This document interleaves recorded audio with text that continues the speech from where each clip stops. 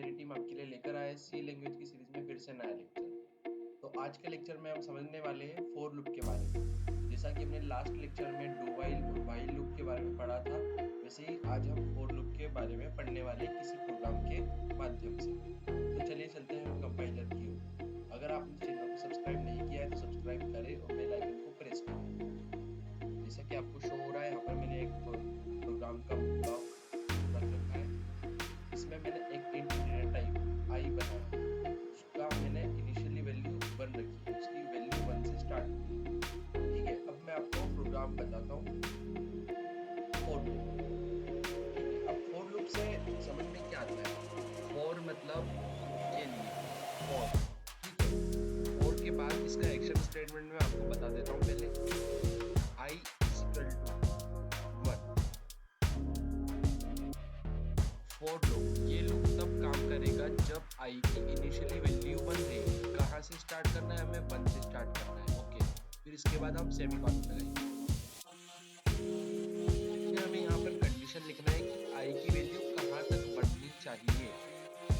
समझ रहे हैं आप? आई की वैल्यू कहाँ तक बढ़नी चाहिए, ये कंडीशन हमें यहाँ पर लिखना है। ठीक है, तो फिर आई की वैल्यू में लिख देता हूँ आई ग्रेटर देन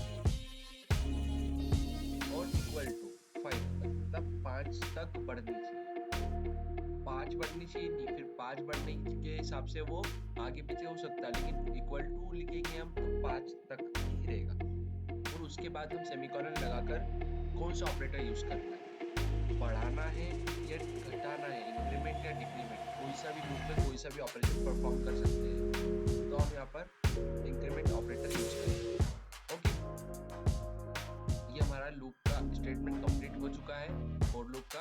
इसके बाद मैं इसका ब्लॉक बनाऊंगा। ये ब्लॉक अगर जब ये कंडीशन सेटिस्फाई करूंगा तो ये ब्लॉक चलेगा, जो प्रिंट एफ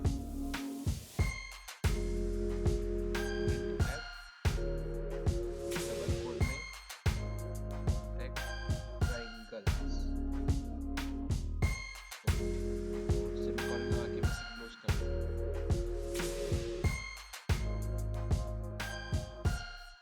जैसे कि आपको दिख रहा है यहाँ पर 5 बार प्रिंट हो रहा है रेक्टेंगल्स।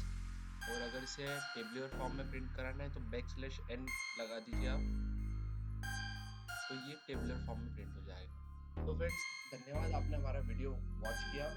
तो इसी बने रहिए हमारे चैनल के साथ।